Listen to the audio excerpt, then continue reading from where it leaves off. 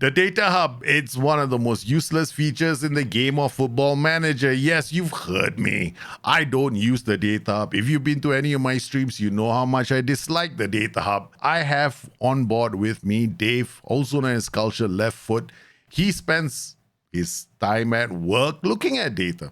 He studied data in school, and on top of that, he wants to learn how to apply data in Football Manager. He's taken courses on that even. So hello, Dave. Welcome to the show. Hello. Thank you for having me. It's good to be here. I'm good. Yeah, I'm good. A little bit tired. Football yesterday, but not too bad. But I'm here to talk Data Hub and data. So I guess let's crack on into it. Okay, so let me just ask you one question. How do you feel about the Data Hub? Do you know what? When it was first introduced, I think it was like FM18. I think it was maybe 19. I was really excited. I'm a nerd. I love engineering. I love data. But it's not progressed and it's not useful. I think we've mentioned this before on your streams. I'm trying not to bash it, but it's not presented well. It's not useful, and it could be. And that's what annoys me. Okay, for me personally speaking, when I look at the Data Hub, I see information there all presented in an aggregate form, right? So lots of averages, okay? But I personally have ended up using my own tool to extract information so I can put those individual pieces of data together to help me understand how my team is doing.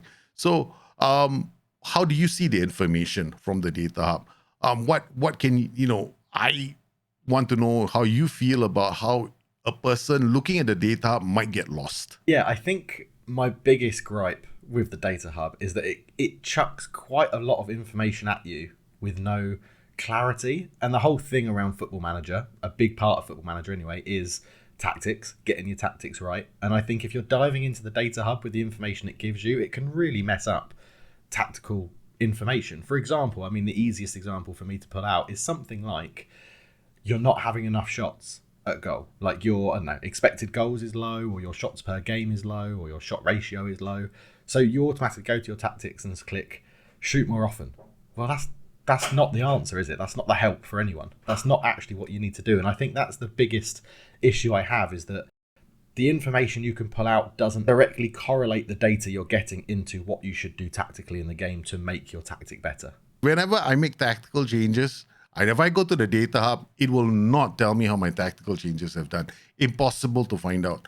You know why? Because every single number there is an average. Now, a very easy way of knowing if our tactical changes have worked is to just take the averages out and, well, no, not take them out completely, but leave them in there, but give us the option to see how we've done the last 10 games. So assuming I've made a tactical change, and if suddenly my team starts performing better, I won't be able to tell from the Data Hub because it won't tell me how I've done the last 10 games. So a very good way of doing this would be to introduce something as simple as moving averages in the game. Give us the average XG over goals ratio or goals over XG ratio for the last 10 games. If we are doing well, that ratio will reflect it. And at least then I know that the changes that I've made have turned into performances.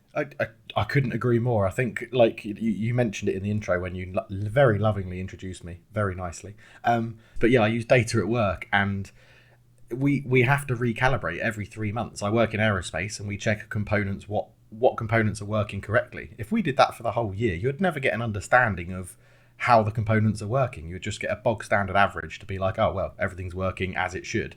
Whereas we have to go 3 months in, recalibrate our data to see what's working, how is everything prolonging its life, is it reaching its life? And then you do that again 3 months later. Then you take that 6 month average. And I think that's what needs to happen in the Data Hub. You should have that choice.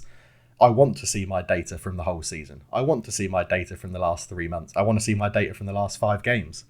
And I think it's really missing that. And it should be pretty easy to implement because you can look at the last 5 matches in certain other screens. So it's a bit bizarre, isn't it, that it's not there? This brings me to my next point, because if the data is already there, then we should be able to even tell who's contributing the most towards goals. Because when I'm looking at the Data Hub, I want to know who are the key players in my tactical system. Now, coming back to what I was doing on a stream earlier this year, I was playing a 4-3-3, and we had this player called Miguel Reyes, who's incredibly short. Okay. Yeah. So he's very short. And I never wanted to play him because I've got this thing about getting players into my squad who are all very tall. And when I looked at the last 5 games and I started looking at all our high XG chances, I noticed just by tracking the linked up play, he was popping up in more than a few of them. So he was contributing to a lot of chances. XG chain or XG build-up should really be introduced or incorporated into Football Manager's Data Hub, and then people will be able to even identify players in their squads who are contributing effectively towards attacking plays in the game. Right now, the Data Hub, it just has too much information. It could even introduce things like, aggregating metrics together to tell us who are the players who are contributing well to the defensive actions of the team. I mean, we've got FM Stack who did a very good spreadsheet, and that inspired me to create Dr. Jit, which is a tool that allows me to very simply compare players from a certain league to find out who is performing well defensively or who's performing well as a striker. The Data Hub right now, if you want to do the same kind of things, it can't be done. Yeah, again, I couldn't agree more. I think, I've used the Dr. Jit tool, I've downloaded it, and I think it's very, very helpful, especially around transfer window times, right? Because it puts that data all together and you can see how your players are performing against others. But even in the game, when I want to look at how my players are performing against each other in my squad, I do it through the player search screen. I just go to filter, include Club Brighton, because that's who I'm playing with on my stream at the moment, and look at all my players and sort it by the data that I want to see. And it's so much easier than the Data Hub to see how my players are performing and if they're doing progressive passes and if they're getting shots on target ratio and how many headers are they winning and what's their heading ratio. And it shouldn't be that a player search function, which is there for transfers, is better than the Data Hub. It's just bizarre. It's just bizarre. There is some good things about the Data Hub. We're not completely bashing this, and we are trying to think about ways to improve it.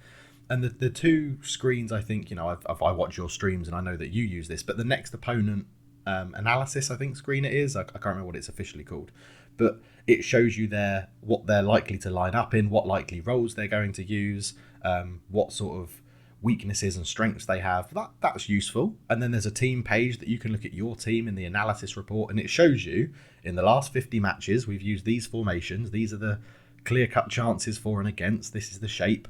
This is what's been good. But it's not. That should be front and center. That should be right in your face to be like, this is what's working really well for you. This isn't working well for you. This is what's working well for your next opponent. It isn't what's working well for their next opponent. And I think it's just not working. It's just too hard to find the data you really need. And that's bad. Is it UI? The data's there. They need to make it look better. Let's say your next opponent is coming up. They should just take that information out from that page and put it front and center, like you said, into one simple page where we might tell you, hey, you know what? We tend to play a 4-3-3. We're playing against this team. They like to play a 5-3-2. But, whenever we play against a 5-3-2, we struggle to create really good quality chances against them. Maybe we should have a think about what we can do different for this game. I honestly, that's probably my biggest thing that I was going to come on to. And it combines with the scouting report. So you can get your scouts to give you a scouting report before every game, right? Scout next opponent. And that includes your analysis report if you have the advanced analysis data, I think, as part of your squad setup. If you have enough performance analysts and data analysis or whatever they're called in the game, I can't remember off the top of my head now, but if you've got enough of them, you get advanced analysis, and then they build that into the scout report. You get that scout report in your inbox, but it doesn't include anything you've just mentioned. It doesn't include they play a 4-3-3 and this is what you could do to try and make it better. They're really good attacking wise, but we could hit them on the counter attack from set pieces, so maybe leave a few men forward. Why is that not? All the data's there. All the data is there to show you that. It even tells you in the next opponent report how they like to set up for set pieces and how they like to deliver them. Give that to me in my inbox as part of the scouting report of the next opponent. That's what boggles my mind about the Data Hub, that it's all there, but it's not.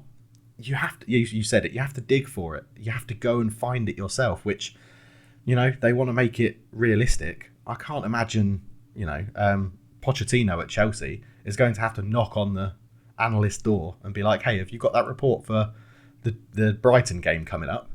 Like, no, they're going to give it to him in a weekly report or a next opponent report. It's going to be all there for him, and his assistant would break it down and give him a lowdown about this is something we could work on and stuff like that. And that's what boggles my mind about it, that it's all there, but you can't use it effectively, and it's not presented effectively. And that's the worst thing with data.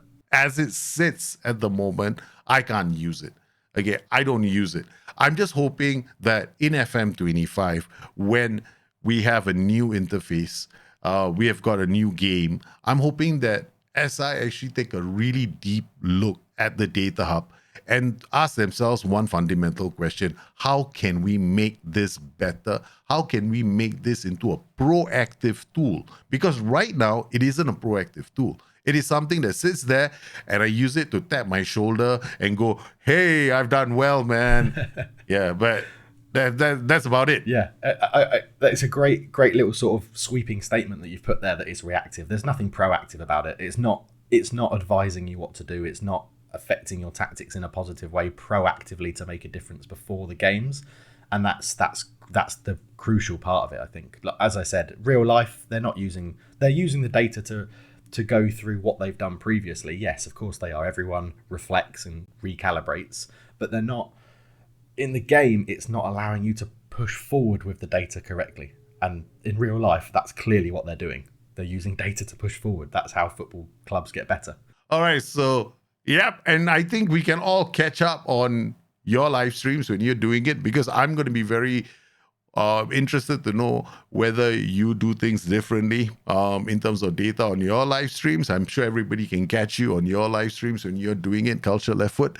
And meanwhile, I will be back live streaming on my shows too. So I want to thank you today for joining me for this look at the Data Hub. Dave, I hope you stay well. Take care of yourself. Thank you very much, and you. So I want to thank everybody for joining me on today's show. We were here to share with you our thoughts on the Data Hub. I'm really hoping that as I look at the Data Hub, take a deep dive into the Data Hub before FM25. And, maybe in FM25, we get features in the Data Hub that allow us to use it a bit more effectively for the game Football Manager. You guys stay safe. Take care of yourselves. We'll see you again soon. Bye-bye.